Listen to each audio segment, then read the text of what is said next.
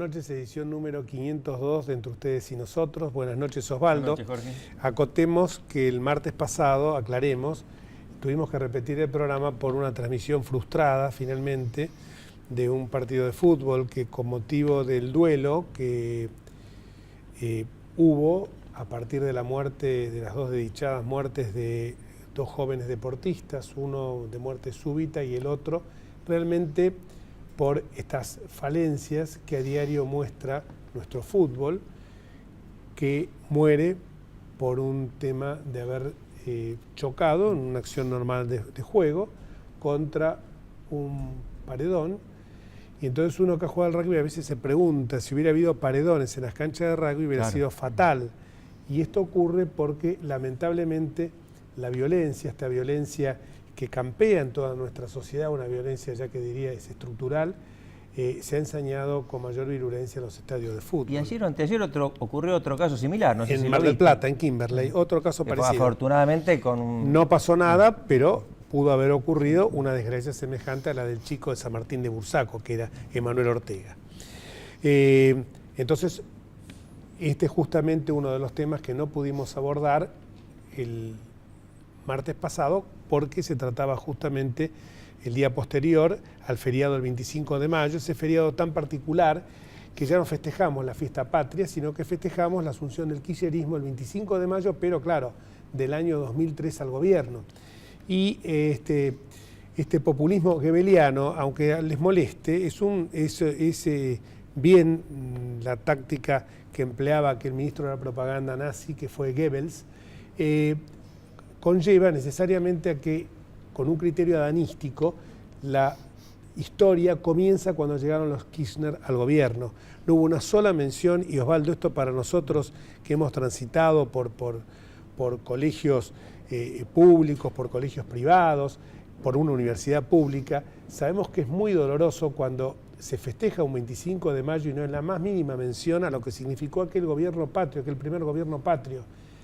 Entonces, cuando uno ve que lo único que se exaltó fue la figura de él, todos los logros ocurridos entre el año 2003 y el 2015, este fin de ciclo que esperemos que termine, pero no porque uno desea que termine este gobierno, sino porque es tan fuerte lo hondo que ha calado este autoritarismo, este revisionismo perverso que hacen de la historia y que recrean a próceres, que termina erosionando un pueblo cuando se olvida de sus raíces, se olvida de lo que fue toda su historia, va inexorablemente condenado a repetir los fracasos que ocurrieron en el pasado. Y como parte de todos esos festejos de la Revolución de Mayo de 2003, que ahora aparentemente vamos a tener que llamarla así, se inauguró pomposamente en lo que era el Correo Central el Centro Cultural Néstor Kirchner,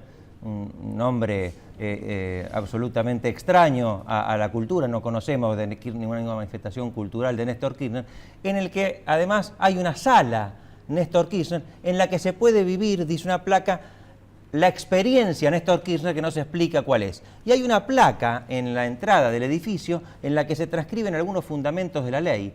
Y se le ha puesto este nombre aparentemente, así lo dice el autor del proyecto, porque el padre de Néstor Kirchner era cartero y entonces a veces viajaba a Buenos Aires y visitaba el edificio del Correo Central. El bananerismo al que estamos llegando no lo hubiéramos imaginado cuando empezamos tan esperanzadoramente el ciclo democrático en 1983. Si hubiera sido jugador de fútbol, seguramente todos los estadios se llamarían, bueno, hay estadios ya que se llaman Néstor Kirchner, ¿no? Bueno, ese es el tema que a nosotros siempre nos viene preocupando en nuestros programas, porque la pérdida de los valores culturales, de los valores educativos, conlleva necesariamente a que vayamos cada día perdiendo más identidad como nación. Este tema ya es reiteratorio, las cadenas nacionales. En los últimos días hubo, a mi juicio, 3 hechos realmente preocupantes. Uno es el de la FIFA, que es un tema que no se trata solamente de verlo como algo que está ocurriendo a nivel planetario, sino que también tiene profundos contactos con lo que pasa en la Argentina. Exactamente cuando yo escuchaba de que Grondona le había enseñado a Blatter de que el voto de Inglaterra, Alemania, Italia, Argentina, Uruguay, España, Francia, campeones del mundo, valía exactamente que el de Vanuatu, las Islas Fiji o las Islas Cook o las Islas Solomon, que ese voto era exactamente equivalente al otro. Entonces, países que ni siquiera tienen tradición futbolística, de las Islas Fiji podemos hablar tradición rugbyística, claro, pero no futbolística. Y entonces, uno enseguida hace la comparación con lo que pasa en la Argentina.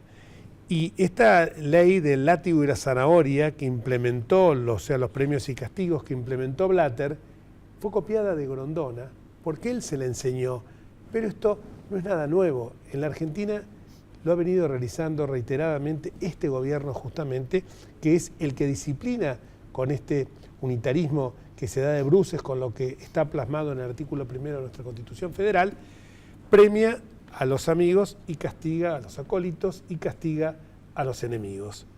Un brutal unitarismo que se da de patadas con el federalismo que consagra nuestra Todo Constitución. salta por una investigación de la Procuradora General de los Estados Unidos, que es un país en el que no casualmente el fútbol no es popular y por lo tanto tienen la distancia suficiente como para poder hacer este tipo de investigaciones sin que el poder político se preocupe demasiado, como es el caso de la Argentina, en que tenemos, por ejemplo, un jefe de gabinete que es presidente, además del Club Quilmes, presidente de la Federación de Hockey.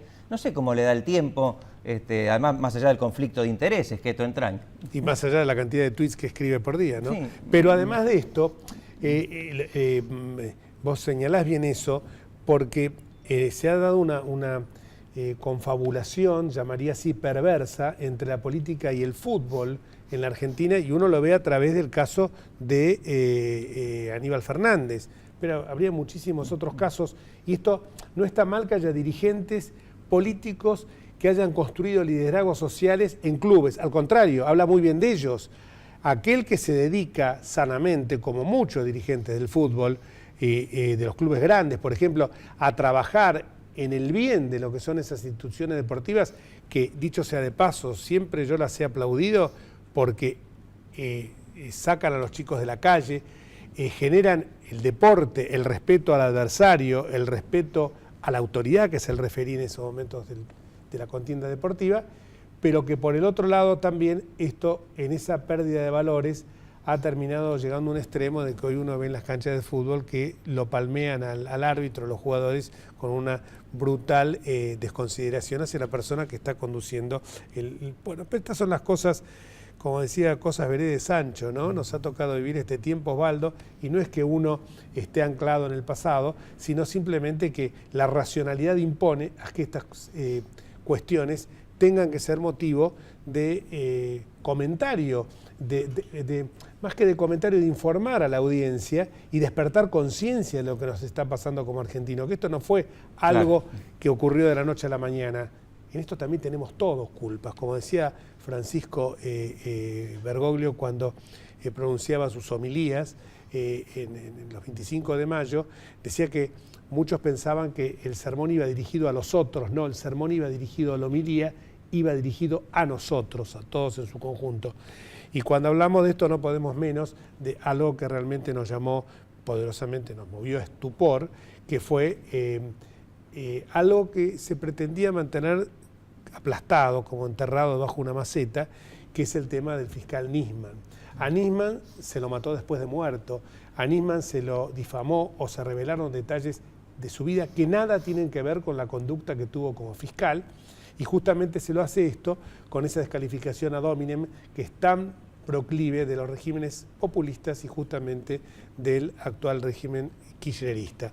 Y vos habrás visto como yo escenas que dentro, y lo digo respetuosamente, dentro de la tragedia esta rozaban lo grotesco, el ridículo. Parecían, como el diálogo, parecían, te digo en serio, sacadas de un sainete de Bacareza. Me refiero al diálogo que bueno, todos habremos visto en el programa de La Nata, de Bernie con la fiscal Fein, donde Bernie, que llegó, no sé, a medianoche, y allá hacía mucho que estaba en el departamento, y le dice en un momento a la fiscal que vayan al baño a verificar si Nisman está muerto. Cuando estaba muerto era evidente, hacía más de 12 horas, no hacía falta una constatación especial de los peritos que después llegó. Y Fein le contesta, ahora no puedo porque estoy leyendo un texto. Era una escena para una comedia italiana. Además, de clase B. Digamos una cosa, como abogados que somos, esa escena del crimen estaba absolutamente enchastrada. Uno, por más que quiera tapar el sol con un arnero, no lo puede hacer, y por más que quieran demostrarnos que esto fue un suicidio, cada día más uno se convence que acá se trató de un homicidio. El tiempo se encargará de demostrar si este acerto es válido o no es válido, pero lo que sí no me cabe ninguna duda es que lo que se hizo, uno basta ver las películas norteamericanas, francesas, inglesas, de cualquier país del mundo, donde la escena de crimen con eso, como dice, scene crime, está absolutamente vallada, que ni siquiera pueden los familiares directos, cuando ha habido un muerto, un homicidio, pueden traspasar esa barrera. Y acá esto, digamos también que la falta de custodia que tuvo Nisman en las horas previas hace sospechar con ciertos indicios precisos, graves y concordantes, como decíamos nosotros en la facultad, con las presunciones, nos lleva a pensar de que se trató también de una zona liberada. Lo que llama la atención es que el doctor Berni, que aparte es médico, no le ha ni siquiera tomado el pulso al fallecido Alberto Natalio Nisman y se jacte de que, por ejemplo, el operativo en la cancha de Boca fue exitoso, cuando hubo jugadores dañados con un gas casero, mostacero, pimienta, como se llame, y cuando dice la gente se fue en completo orden. La gente se fue en completo orden realmente porque tomó conciencia de que podía haber una gravedad, una situación de extrema gravedad. Eso fue la situación que llevó a que la gente actuara con esa cautela. Pero las botellas volaron a rajabonete y además no estaba la policía donde debía estar. Estaba en el lugar y no venía de la barra brava, venía justamente de la platea. Y la policía no estaba y permitió que... y acá también hay que decirlo, esto se trató de una maniobra contra y de la interna de Boca que apuntó al doctor Daniel Angelici y por elevación al jefe de gobierno de la Ciudad de Buenos Aires, Mauricio Macri, claro como el agua, que son a quienes más iba dirigido esta suerte de zona liberada que hubo allí para perjudicarlo a Boca y perjudicar también al jefe de gobierno, ¿no? Un último, quizá quizá vos tengas algún otro comentario, pero muy grave lo de hoy en la Comisión de Juicio Político de la Cámara de Diputados, donde se crea una subcomisión para hacer una investigación del estado psicofísico del juez Carlos Fait. Una subcomisión que integran, entre otros, Diana Conti. Es decir, Diana Conti va a evaluar la salud psicofísica de Carlos Fait. Casi que no debemos hacer comentario alguno. ¿Es psiquiatra, psicóloga Diana Conti? No, creo que aparentemente es abogada, pero creo que no hace falta agregar ningún comentario. La información habla por sí sola. Esto es absolutamente inconstitucional. Esto, Osvaldo, lo hemos definido clarito, es el asedio a la Corte con el único propósito de domesticar un poder judicial para profundizar el presidencialismo exacerbado que hoy existe en nuestro país, el autoritarismo y sobre todo lograr la impunidad del poder ya en su crepúsculo otoñal y garantizar que no tengan que desfilar por los tribunales. Si te parece, vamos a una pausa y vamos a tratar un tema que es de muchísima gravedad y que seguramente debería merecer ser una política de Estado. Lo hemos abordado en nuestro programa más de una oportunidad, pero merece sobre todo porque mañana hay una convocatoria muy grande bajo el lema Ni una menos contra la violencia de género, la violencia doméstica y el femicidio. Una pausa y volvemos con la fiscal Genoveva Cardinale.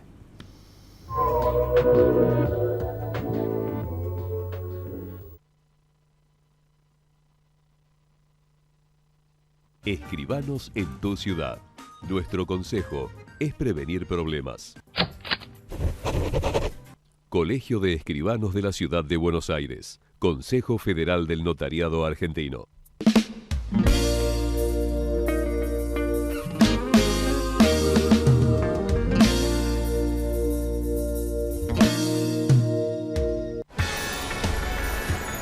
¿Sabías que podés hacerte controles de salud gratuitos en los hospitales públicos de la ciudad y en cualquiera de los centros de salud y acción comunitaria que están en los barrios?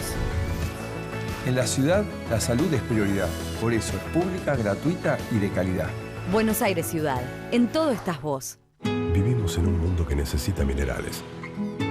Pero sabemos que, antes que nada, necesitamos un mundo donde vivir. Cámara Argentina de Empresarios Mineros. Por una minería limpia, segura y sustentable. Andar, obra social de viajantes vendedores de la República Argentina. La mejor cobertura familiar al mejor precio. Planes de salud para particulares, trabajadores en relación de dependencia y monotributistas. 0810-345-0184. Andar, www.andar.org.ar. Sin abogados, no hay justicia. Si tiene alguna duda, consúltelos. Es un mensaje del Colegio Público de Abogados de la Capital Federal.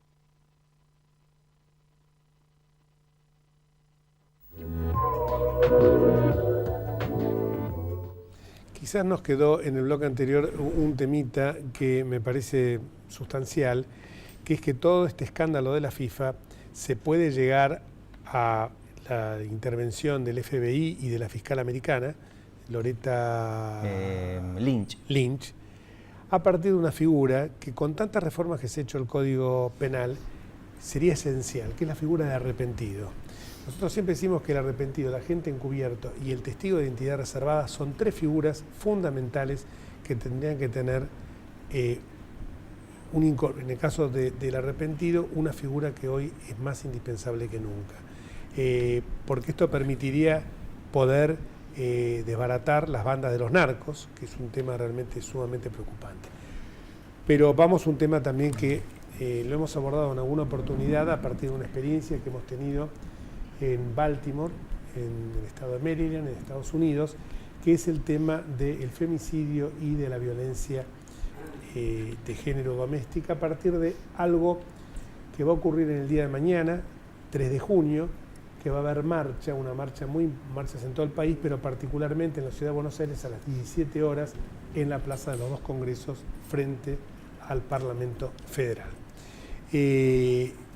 Y justamente es un tema que no lo queremos agotar en simples eslogan, que son muy importantes, porque sabemos que la figura del violento, de la persona que ejerce este tipo de actos, no la vamos a remediar o lo vamos a curar o buscar una toma de conciencia con una marcha, pero sí podemos buscar, mejor dicho, lo que buscamos es justamente una toma de conciencia con esta marcha, porque esos comportamientos tan agresivos, tan fuertes, tan duros, tan violentos, no los vamos a paliar con una marcha, seguramente habrá que hacerlo con una legislación que es adecuada, pero que merecería también y un fuerte trabajo docente y el estímulo a las víctimas para que vayan a denunciar estos casos de violencia de género.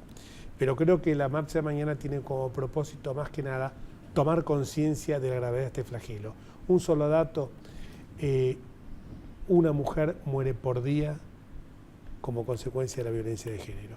Está con nosotros para hablar alguien que se ha especializado en este tema, que es la fiscal de la Ciudad Autónoma de Buenos Aires, Genoveva Cardinale, que viene trabajando muy intensamente con esta cuestión. Gracias por estar con nosotros, Genoveva. Nosotros hemos participado en un seminario en los Estados Unidos y bueno, y creo que esa experiencia, vos con algunos diapositivas, no se dice más, ¿no? Con algunos slides que vamos a mostrar ahora, pueden ilustrar un poco qué es lo que se está haciendo del gobierno de Buenos Aires. Bueno, Jorge, muchas gracias por la invitación y bueno, quiero tomar tus palabras para justamente decir la importancia que tiene mañana la marcha y unido al trabajo que venimos haciendo en la Fiscalía de la Ciudad.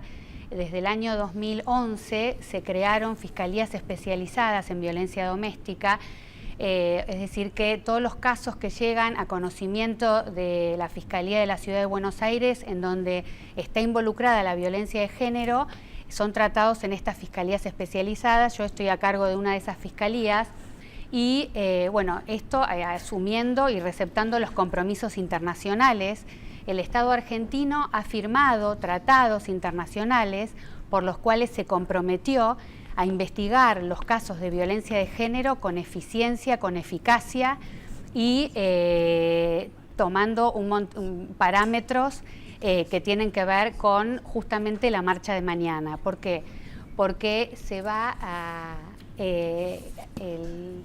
lo que mañana vamos a peticionar es comprometer a las autoridades y comprometernos, en mi caso como fiscal, justamente a actuar y a investigar, en el caso de las fiscalías, estos casos con perspectiva de género. ¿Qué quiere decir investigar los casos de violencia con perspectiva de género? Justamente tomando esos parámetros de los tratados internacionales, de la Ley Nacional 26485, que una de las peticiones que vamos a hacer mañana es que esa ley, que es una ley integral de protección para prevenir, sancionar y erradicar la violencia contra la mujer, sea reglamentada en su totalidad. Es una ley que todavía no se ha reglamentado en su totalidad. Otra cosa. Pero entonces, perdón, el reclamo, ¿quién es el destinatario del reclamo? ¿El Congreso? Es un compromiso que asumimos, que tienen que asumir todos los poderes del Estado, entre ellos el Poder Judicial. Por eso la Fiscalía de la Ciudad ha convocado, vamos a ir todos a Combate de los Pozos 155 y desde ahí vamos a unirnos en esta marcha, porque como la Fiscalía de la Ciudad ha tomado el compromiso de investigar estos casos con eficiencia, también tenemos que pedir a los otros poderes del Estado que, por ejemplo, reglamenten esta ley, que, por ejemplo, hagan estadísticas al Poder Ejecutivo, estadísticas que no existen sobre femicidios, sobre violencia de género. Y también una cosa muy importante, y ahora seguramente va a coincidir conmigo la licenciada Storani, es que se unifiquen los fueros. Porque las mujeres, si bien nosotros podemos penalmente escucharlas y tomar la denuncia e investigarlas con eficiencia, si no están unificados los fueros civiles y penales, las mujeres siguen haciendo su derrotero en la justicia por distintos fueros y tienen que repetir su historia. Este movimiento que hubo acá, que la gente no lo ve, es porque se incorporó María Luisa Storani. Gracias por acompañarnos. No, muchas gracias por invitarme y disculpas por llegar tarde. No, por favor. María Luisa es la directora del Observatorio de Derechos Humanos y Género de los Bloques Legislativos Nacionales de la Unión Cívica Radical. Ese es el cargo, pero realmente tiene una extensísima trayectoria en todo lo que ha sido, no de ahora, que se habla tanto del tema, sino en tiempo pretérito, que viene trabajando en estas cuestiones de género, cuestiones de violencia doméstica. Gracias por acompañarnos, y ya te había hecho la introducción Genoveva, así que bueno, un gusto estar con ustedes. La verdad que es una marcha, no sé si va a ser marcha o concentración, no sabemos todavía, pero en realidad creo que va a ser muy bueno. Es la primera vez que con estos temas tan sensibles, que tienen que ver con los temas de género, que tienen que ver con la discriminación y tienen que ver con los derechos humanos, se ha logrado un llamado de atención tan grande, ¿no? Creo que esto fue iniciado en realidad por algunas periodistas feministas, que la gota que rebalsó el vaso fue el caso de Chiara, la chica de Rufino, pero este año 2015, solamente para hablar, hemos tenido femicidios de una crueldad espantosa, muy seguidos. Tenemos cifras, como bien dice la doctora, cifras muy sesgadas porque las saca una ONG. Tenemos que una mujer muere cada 31 horas en la Argentina, y entonces el hecho de que podamos concentrarnos varias instituciones, no solamente las organizaciones de la sociedad civil, sino que también instituciones como la justicia, instituciones como varios ministerios, es importantísimo, ¿no? Ahora es importantísimo, ¿para qué?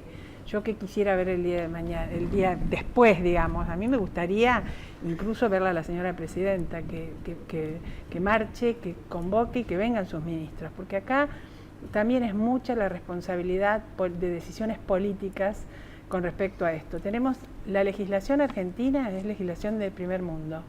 La ley 26485 fue sancionada en marzo del 2009. Como bien decía la doctora, es para erradicar, sancionar y eliminar la violencia contra las mujeres, siguiendo los lineamientos de la Convención de Belén do Pará, de la OEA, única en el mundo, es por las definiciones de lo que significa la violencia de género, que tiene que ver con las relaciones asimétricas de poder que se dan en el seno de una pareja, diferencia de lo que es la violencia doméstica y la violencia familiar. Esta ley, que es modelo y pionera en Latinoamérica, tardó en reglamentarse, no se reglamentó toda, pero lo peor que tenemos, que el órgano de aplicación es el Consejo Nacional de la Mujer, que es un órgano absolutamente deprimido dentro del Ejecutivo Nacional, con un presupuesto bajísimo, con subejecución presupuestaria, tiene un presupuesto del 0,00027% del presupuesto nacional. Vergonzoso. Es lamentable. La ley es tan pionera que tiene capítulos, por ejemplo, un capítulo especial que hace a la educación, que si nosotros pudiéramos cambiar la currícula, tanto primaria como secundaria, podríamos trabajar lo que es el paradigma patriarcal, trabajar lo que es las relaciones de género entre los jóvenes. Además, prevé campañas de prevención. Todas estas situaciones que vemos tan dramáticas. Y la educación, disculpame que te interrumpa, María Luisa, pero y esto no es violencia de género que te interrumpa, pero la educación es fundamental, que a los chicos se los eduque, porque hay cuestiones, mira, lo comentábamos recién, la verdad que yo en este tema hace 4 años por una experiencia en Maryland me empecé a meter de lleno por una experiencia que hicimos en la ciudad con la doctora Claudia Alvaro, el doctor Galante, Luis Sebasco y Genoveva Cardinale. Y ahí tomamos noción, vos hablas de la 26485 y de Belén do Pará.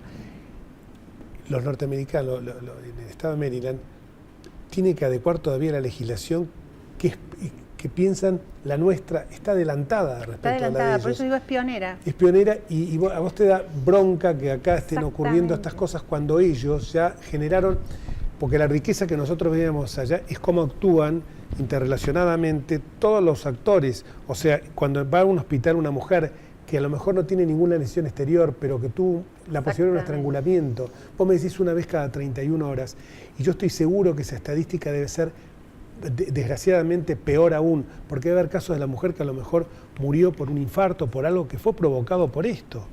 Bueno, hay un subregistro, ¿no? Justamente hay un estudio que se ha hecho en la universidad acá en la UBA, que lo hizo Ana María Fernández, que estudió cantidad de casos de homicidios y suicidios, y muchos casos de suicidios aparentes no son suicidios y tiene que ver con la violencia de género, ¿no? Esto es un estudio interesante por las cifras que tiene Argentina. Pero Sí, perdón, mañana 17 horas en la Plaza de los Dos Congresos. Sí, mañana 17 horas y digamos, lo que es muy importante que nos acompañen los varones también, porque tiene que ver con que la sociedad completa tome conciencia de lo que nos está pasando. Pero seguro, el varón es hijo, padre de hija y marido, sobre todo, ¿no? En un segundo nada más, ¿qué le dirías a la mujer que es golpeada? Le diría que tiene que tener presente que tiene el derecho humano a una vida libre de violencia y que debe ser educada y valorada, libre de estereotipos y mandatos sociales. En la ciudad para denunciar el número es el 0800 fiscal. Gracias. Y nosotros nos vamos, si Dios quiere, acompáñennos, realmente esto es una convocatoria que excede todos los partidos políticos y todas las jurisdicciones. Acompáñenos mañana a las 17 horas en la Plaza de los Dos Congresos. Hasta el próximo martes, si Dios quiere. Chao.